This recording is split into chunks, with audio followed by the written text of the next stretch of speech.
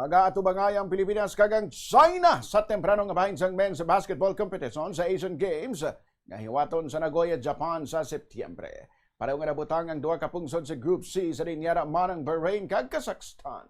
Ining pangapat ka sunod-sunod nga edisyon sang tournament sa diin magasambuwa ang Gilas Pilipinas batok sa Chinese team.